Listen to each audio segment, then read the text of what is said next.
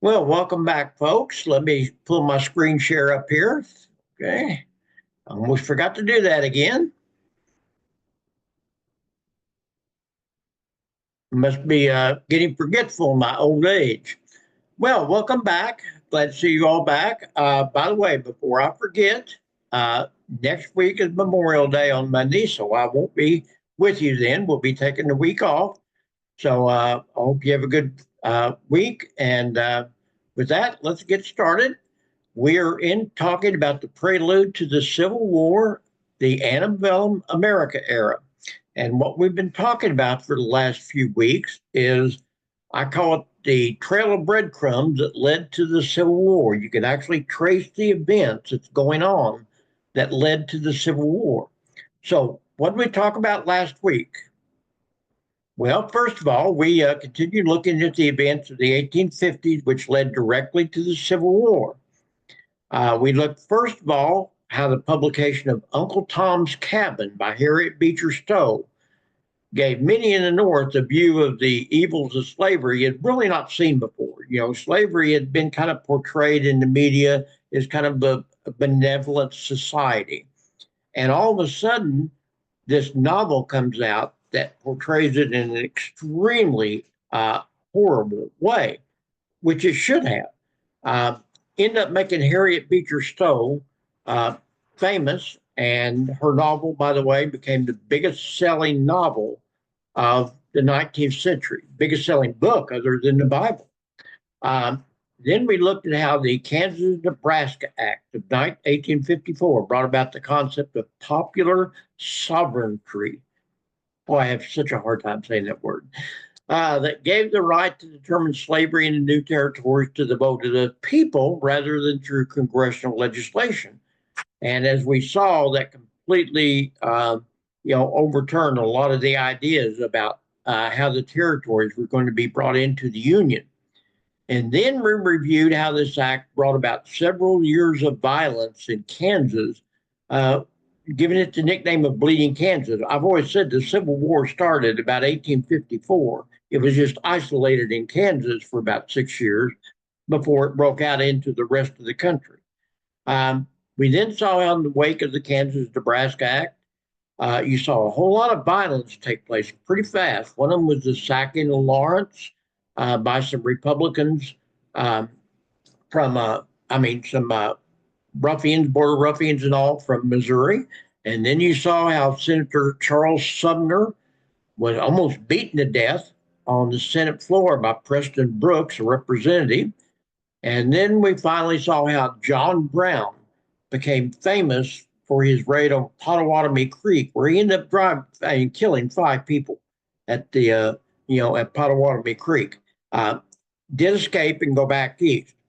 Finally, we set the stage for the election of 1856 by looking at kind of the past history of the Jacksonian Democrats and the Whigs under Henry Clay, because those were the two predominant political parties in the 1840s and 50s of this nation. And they had a lot to do with how we ended up looking or having the Civil War come about. So let's start out today by kind of looking at the election of 1856 because it had an impact upon the Civil War. Now, it just so happened to have occurred the same year that kind of Bleeding Kansas erupted. And so, as you might imagine, the country was really in turmoil over all these violent events going on. The sitting president was Franklin Pierce, and he had wanted to run again, but his party was unhappy with Franklin Pierce. They felt like he had not followed through with some of his thoughts and actions. The North was very widely upset with him. And so they decided that they were going to run another candidate by the name of James Buchanan, who happened to defeat former Secretary of State under James K. Polk. And he ended up defeating Pierce for the nomination. So now we have a new Democratic nominee running for president, a man by the name of James Buchanan. We'll look at James Buchanan in a minute. The newly formed anti-slavery Republican Party nominated the old Pathfinder, national hero John C. Fremont. The Whigs had just absolutely fallen off the face of the earth. In 1852, they were still a viable party, as we looked at last week. And by 1856, the Whigs had just totally just dissolved and disappeared. In their place was a brand new party called the Republican Party. And they, like I said, they nominated John C. Fremont, who was John C. He was one of the best known people in America in the 1850s. He was a national hero. If you were with me when we did to the American West, you know that I always said that John C. Fremont was a legend in his own mind. He was one of these guys Yeah. who did so many different things, but really, really didn't do much of anything. And then there was a third party, the Nativist American Party. Sometimes they're called the Know Nothings because they were kind of a secretive party. And when you would ask them what they stood for, they'd say, well, we know nothing. What they really were was an anti-immigration, anti-Catholic party. And they nominated former President Millard Fillmore as their candidate.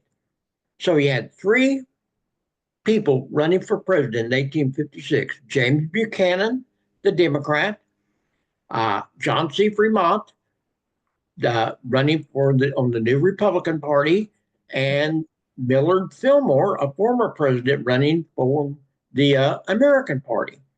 Well, as it turned out, the Republicans virtually had no support in the South. I mean, they were basically an abolitionist party. They had already kind of staked out that path. And as a result, they found almost no support at all in the South. Buchanan ended up winning 12% margin, had an electoral vote of 174 to Fremont's 114 and Fillmore's 8. So, as it turned out, we have a new Democratic president, James Buchanan. Now, who was James Buchanan? Well, he was an old-time politician. He had been around for a long time. When he became the 15th president in 1856, he came from Pennsylvania. He had been a representative in the House of Representatives. He had been a senator from Pennsylvania. He had served as James K. Polk's Secretary of State. And under Pierce, he had served as ambassador both to Russia and in England. He had quite a resume, folks. If you looked at him on paper, you would have thought that this guy was capable of doing a very good job. And maybe he was. He was also a fierce advocate of states' rights, particularly regarding slavery. And as a result, he did not believe that the federal government should involve itself in the state's affairs, particularly when it came to slavery. Now, he wasn't a slaver himself. He did not own slaves, but he had definite Southern sympathies as such. As you might imagine, history has not been kind to James Buchanan. In fact, the case in every poll of every historical poll that I've ever looked at, James Buchanan almost constantly comes in as the worst president in American history, primarily because in most historians' minds, he had a point in time there during his what they call the lame duck period, from the period when he was during the election of 1860, when he was still president for about 4 or 5 months. He had a point in time there that he could have taken governmental action to have stopped secession. He could have used the military to have forced some of these states to stop. Once the snowball started going downhill, it just kept going downhill, and it kept gathering speed. Buchanan did absolutely nothing to allow it, and to stop it. And as a result, he generally is, considered to be the worst president in American history. He also, by the way, he also ended up being the only bachelor ever elected president. He was never married. And that led to some salacious rumors, and we won't even go there. Okay. So here's a map of the election of 1856. You can see the states in blue voted Democratic, and those were all won by James Buchanan. The states in red, the upper north and the northeast, were all won by John C. Fremont, which gave a kind of a prelude of what was going to happen in 1860. Buchanan also won California. As it turned out, the Know Nothings, Fillmore, only won Maryland and Delaware. That was the only two states that they won. The popular vote really wasn't close either. You know, Buchanan won 45% of the vote to Fremont's 33%. And the Know Nothings did get 22%. Okay, so let's keep looking at some of the trail of breadcrumbs after the election of 1856. So now we've got a president in place that basically is not going to do anything. Buchanan was a placeholder. That's all he was. He was the guy. He was the guy that just basically, in the Oscars and the Emmys and all those big things, they always have people that come in and they call them seat holders, placeholders. People that come in and sit in the seats that are reserved for stars until the stars get there, and then they get up and leave and the star sits down. Buchanan was a placeholder. He did almost virtually nothing in his 4 years, and he just idly sat back and let the country kind of fall apart. Now, 1857, the year after the election of 1856, there was a very important case reached the Supreme Court, which had a tremendous effect upon the sectionalism that was brewing throughout the country in the 1850s. And of course, that was the Dred Scott decision, Dred Scott versus Sandford, in which an enslaved man, Dred Scott, sued his current owner, a lady by the name of Sandford, for his freedom. So the case was heard, first of all, at the state level in Missouri. And Scott was initially granted his freedom because, believe it or not, Missouri had kind of lenient laws about this kind of thing. Even though we were a slave state, and even though Missouri kind of, had some pretty tough slave laws, one of the things they were pretty good at was letting slaves appear in court. And if they could show that they had actually had their freedom at one time, let them have their freedom. So he won on the lower level in the state of Missouri. And the lower court said Scott was a free man. However, the state ended up appealing the court to Missouri State Supreme Court, and they overturned the ruling. If you're familiar with St. Louis, there's a place downtown called the Old Courthouse down by the Arch, and that's where the federal case ends up being heard because he appealed the case to the federal court. Scott did. So it goes into federal court. And Scott claims that he should have been granted his freedom because at one time he had lived in Illinois and the Wisconsin territories for 4 years, where slavery was illegal. And their laws in those states said that slaveholders gave up their rights to slaves if they stayed for an extended period. And definitely 4 years mattered. That was considered to be an extended period. So the Supreme Court got the case. And in a landmark 7-2 decision, in what many people still consider the worst single decision in the history of the Supreme Court, Chief Justice Roger Taney, not Taney, Taney County, Missouri was not named after this guy, by the way, Roger Taney, the court ruled against Scott by overturning virtually every compromise struck in 1820, since 1820. Now, they could have just said, Scott's not a free man, and let it go at that. They did not do that, okay? They said, oh, by the way, he could not be freed because he's not a citizen. Slaves have never been citizens in this country. No one had ever said that before.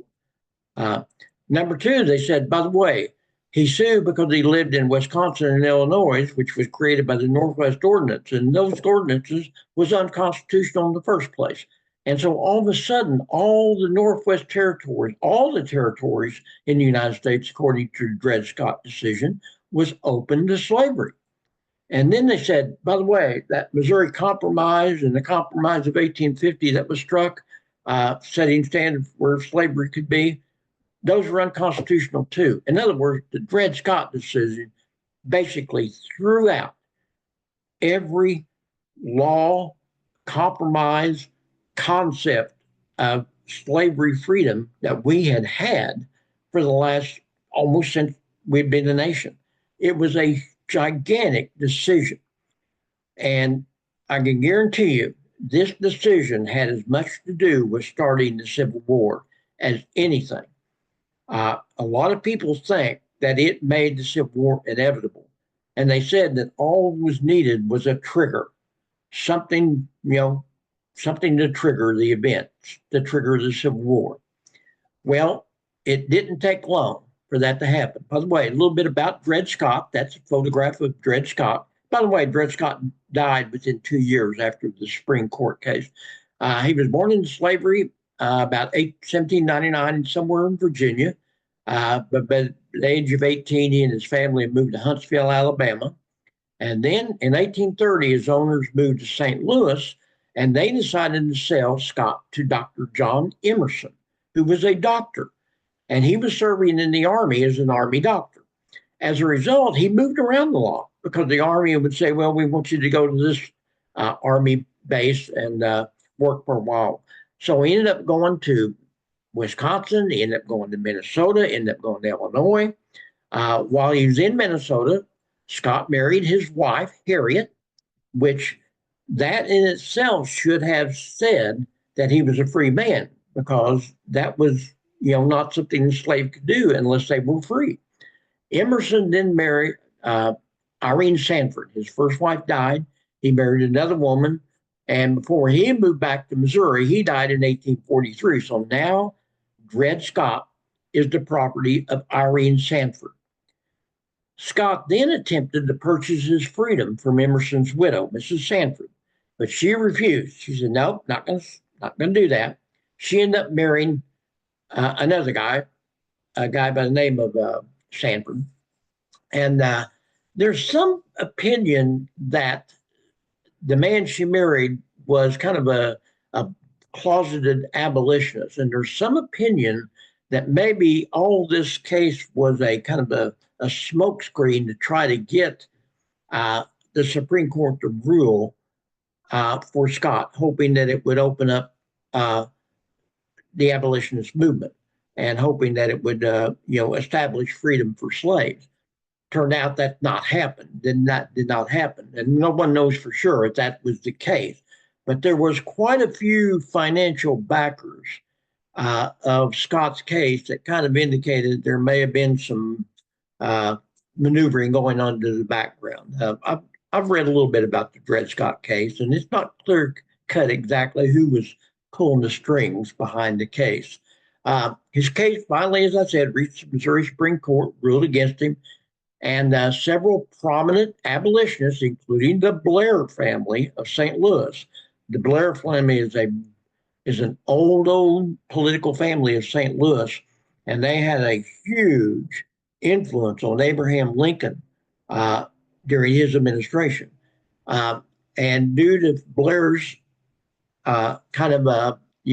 aid, he ended up appealing this case to the Supreme Court. And of course, as we've seen, that ended up leading to kind of the triggering event of the Civil War. This was a huge case, folks. I cannot tell you how important this case was in American history. It's just really important. Well, that in itself would have been enough to have probably brought about the Civil War eventually. But I guess we needed someone to pull the trigger, right? We got the triggering event. Now we need someone to pull the trigger. And that man was John Brown. John Brown was, again, one of these radical, fanatical abolitionists. He was just absolutely off the charts as far as abolitionist tendencies. He was an extremely religious man.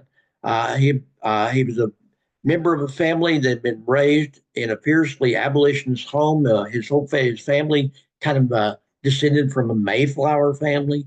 They were extremely religious, as I said, and he was absolutely to the core abolitionist. He thought that you know there was no way that blacks should be enslaved, and he was extremely fanatical about it. As a youth, he moved to Ohio, ended up marrying a couple of times, had a huge family. I think he had 10 or 11 kids. I can't remember exactly. Uh, his house actually served as an Underground Railroad station. And then he moved back to Springfield, Massachusetts for a while. And then he kind of moved near Lake Placid, where he gained some support with some people. And finally ends up in Kansas in the 1850s, because Kansas, remember, is this kind of symbol of the struggle between the free staters and the slave staters. And his sons, who have kind of taken up the mantle of abolitionists, have moved to Kansas to kind of take part in all this. And so John Brown, the old patriarch of the family, he goes out there to be with his sons. And he is dedicated to protecting the residents of Kansas against all these border ruffians from Missouri. And of course, as we've seen in 1856, Lawrence, Kansas, the capital of the abolitionists in Kansas, was raided and sacked by a bunch of border ruffians from Missouri mainly. And he decides that he's going to go and settle the score. Now, he gets his sons and a couple other people, and they go to this small village outside of Lawrence, Kansas, called Potawatomi, which is kind of on the border between Missouri and Kansas, south of Lawrence, and ends up hacking 5 pro-slavery settlers to death, used swords, and end up killing them. Terribly violent event. And he ends up leaving. He's never charged with the crime. His sons are never charged. He stays around for a little bit, but then he goes back east because he knows that things are probably not going to be real great for him if he stays in Kansas. And he takes off and goes back east because he has now become so fanatical that he thinks the only way to bring about abolition in this country is through violence. He says, we've talked enough, we've preached enough, we've debated enough. Now we need to have violence. And so this is a picture of John Brown during his Kansas days. They said that the guy just was an extremely charismatic man, and that sparks just almost flew out of his eyes, as you could see. And I mean, you can see he's a very intense man there, to say the least. Well, he gets back east and he decides that he's going to be an American Moses, whose destiny it is to lead a nationwide slave insurrection. Some people think he's probably at this stage of his life probably a little bit insane. That's what Abraham Lincoln said. He said he was insane. Who knows? After spending 2 years back in Springfield, he had raised a whole bunch of money and a whole bunch of support from some pretty notable characters, folks. Henry David Thoreau, the writer of Walden Pond, was a supporter of John Brown. Ralph Waldo Emerson was one of the great poets. William Lloyd Garrison, whose newspaper was considered to be the best abolitionist newspaper in America. Frederick Douglass, who is a huge Black politician in the East. Harriet Tubman, that we've talked about. All these were supporting John Brown and his idea of, helping free the blacks. Now, it's not known for sure how many of them knew about his planned insurrection. That's debatable. I have a hard time believing people like him. I've read a lot of Henry David Thoreau and Emerson. I have a hard time believing that Emerson and Thoreau would have supported him if they thought it was going to be a violent insurrection. Who knows? We never know the true story behind some of these things. Remember, I've always told you about history. It's a little bit murky. It's kind of sometimes looking like into a fog bank. You really don't know just exactly what you're seeing. Well, October 16th, 1859, Brown decided to put his plan into action. And he leads 18 men, including some of his children, some of his sons, on an attack at the federal arsenal at Harper's Ferry, Virginia. This is at the head of the Shenandoah River, up not too far from, probably about 60, 70 miles from Washington, D.C. I believe it was the second largest arsenal in the federal army at that time.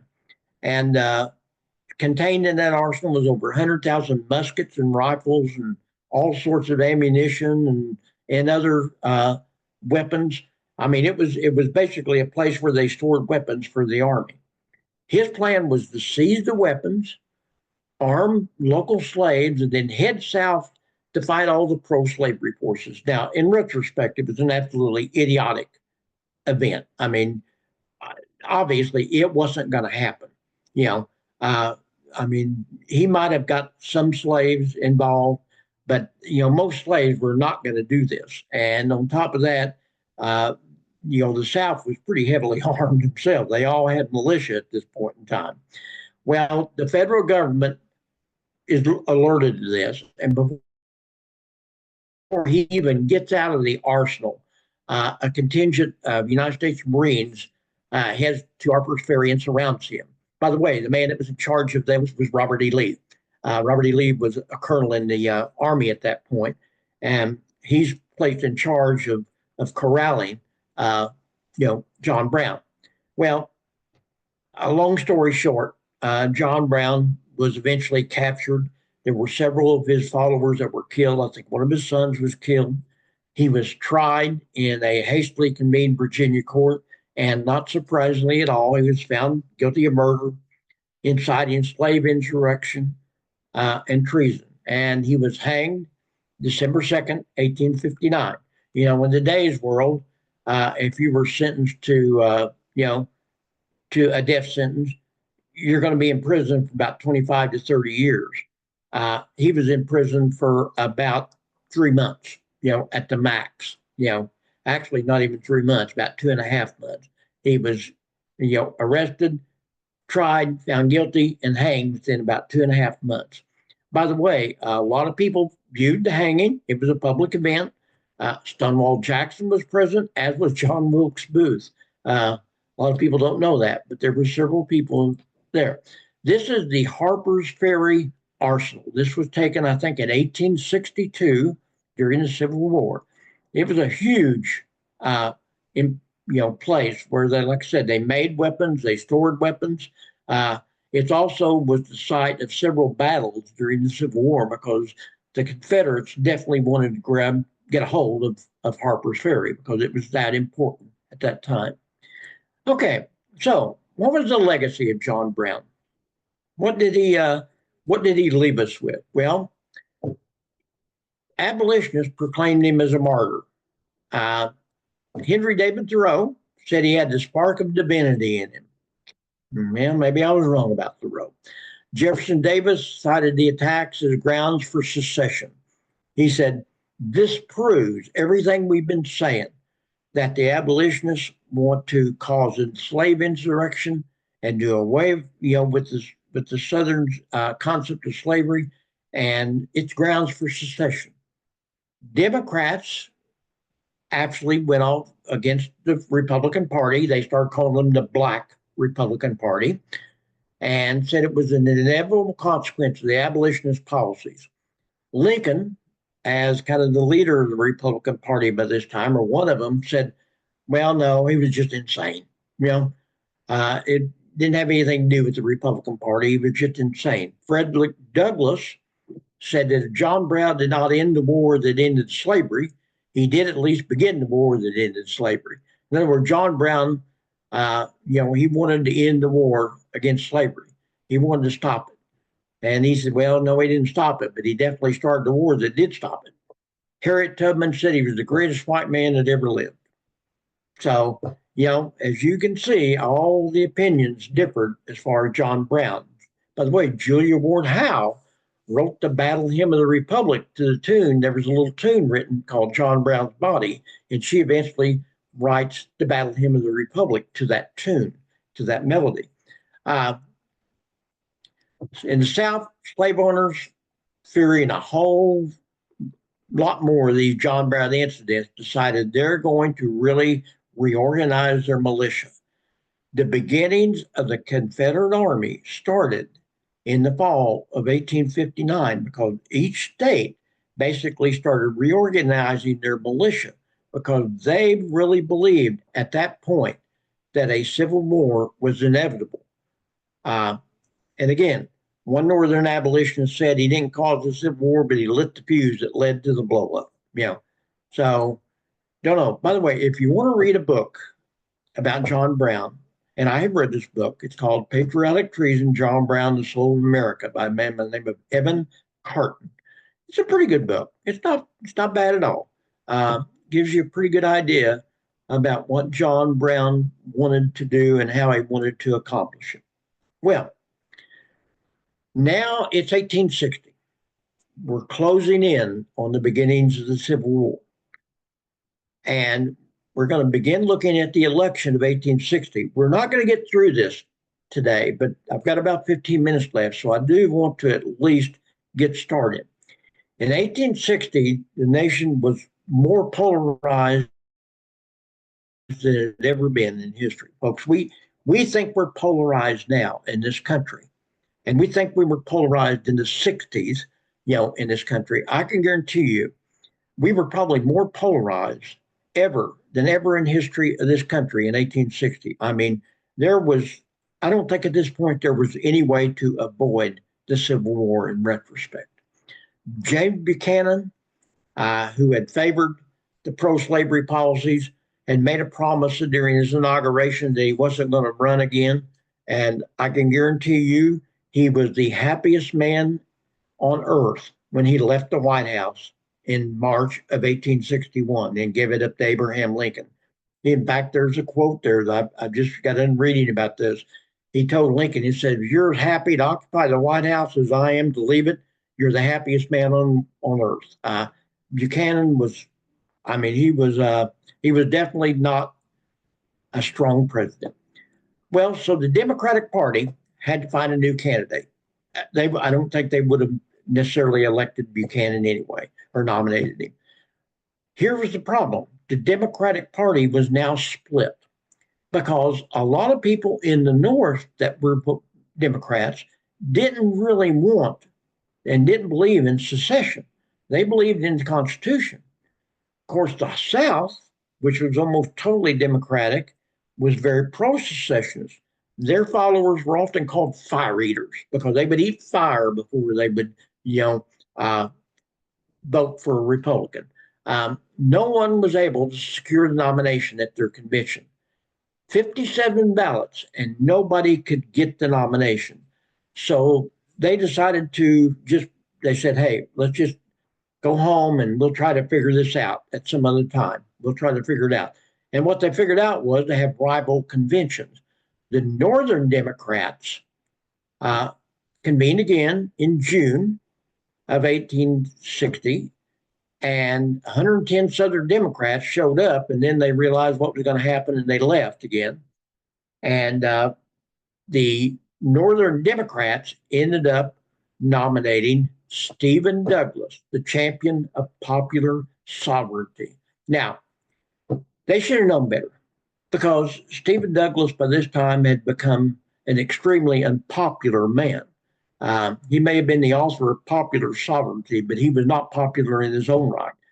The Southerners didn't like him because they thought popular sovereignty left the territories open for the Unions to basically make all the states free. And the Northerners didn't like him because they said, you've done away with the concept of free states by the Missouri Compromise and the Compromise of 1850 and all this. So they said, nobody really liked him at this point. But he was their nominee. The Southern Democrats held a rival convention in Baltimore. And they reconvened in Richmond, Virginia. They became known as Southern Democrats. So now you've got two Democratic parties. And they nominate the sitting vice president, John Breckinridge, as their candidate. So The Democrats have split into the Northern Democrats with Stephen Douglas as their candidate, the Southern Democrats with John Breckinridge as their candidate. So let's kind of look at each one of these guys. That's Stephen Douglas. Stephen Douglas probably was the best known politician of the 1850s. He had, remember, I told you, he had kind of inherited the mantle of Henry Clay and John C. Calhoun and Daniel Webster, this great triumvirate of the 30s and the 40s. And they had all passed.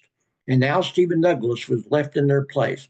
He was often referred to as the little giant. He was only about 5'3", 5'4". I can appreciate that. But he was a fantastic orator. He was a great mind. He's probably best known for his Lincoln Douglas debates with Lincoln in 1858, which, he won the election. And most people say he won the debates, although that's debatable. Okay. 1860, he became the Northern Democratic candidate for president. And the little giant ended up basically doing away with himself. Ends up losing the election, and he absolutely is just politically dead after the election. And by the way, he literally died on June 3rd, 1861, at the very young age of, and I can't see it there because I've got something in my way. He died at the age of 48 in 1861.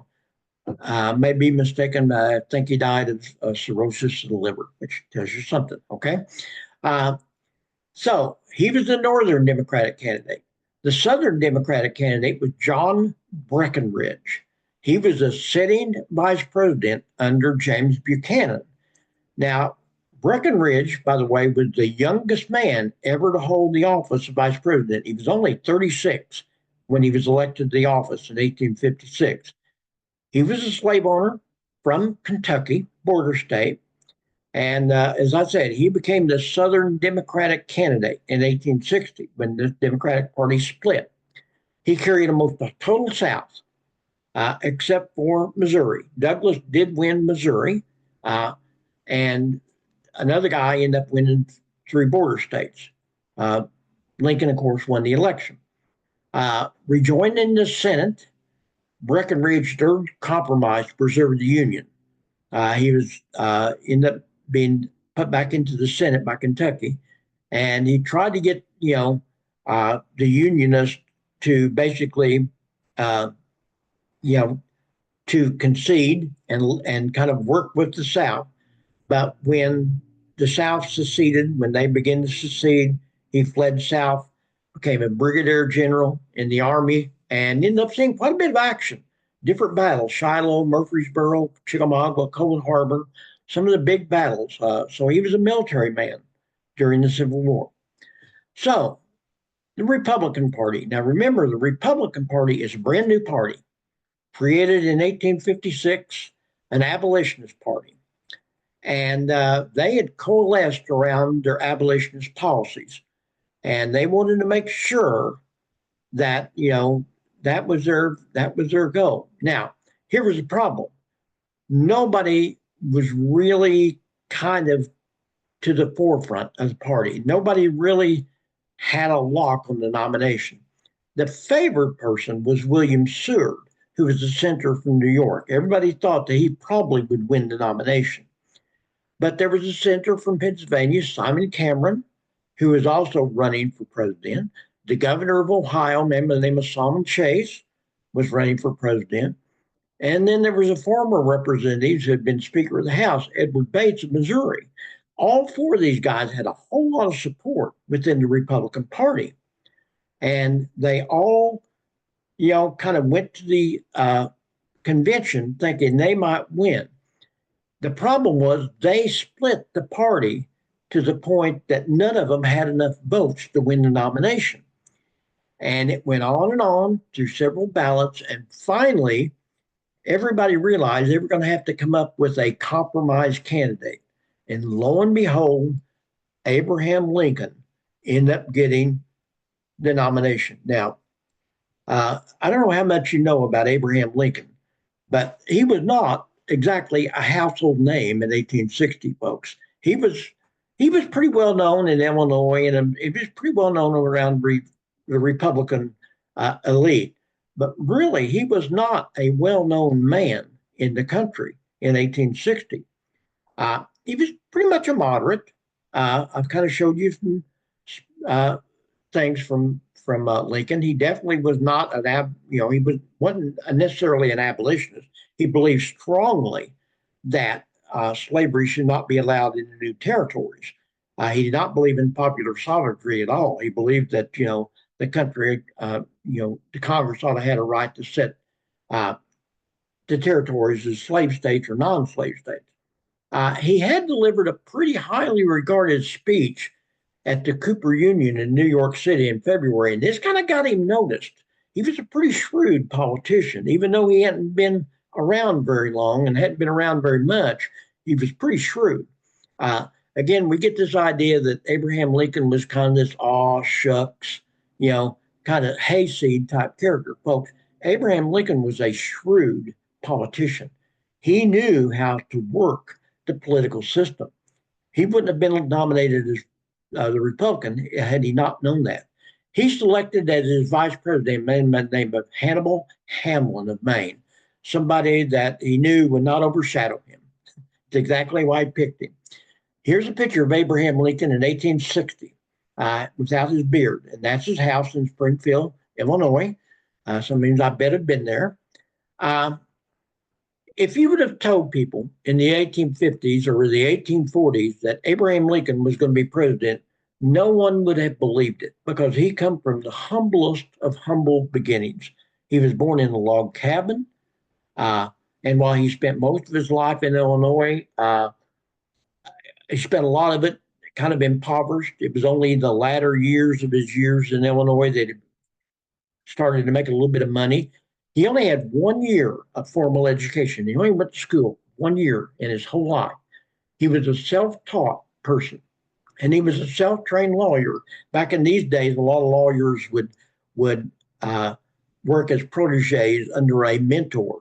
And once they had read the law, is what it was called, they would go and appear before the bar and be approved to be a lawyer in that state or not. And that's how he did it. He kind of cultivated this homespun image of himself. Honest Abe, the rail splitter. He was kind of known as this kind of awkward homespun character.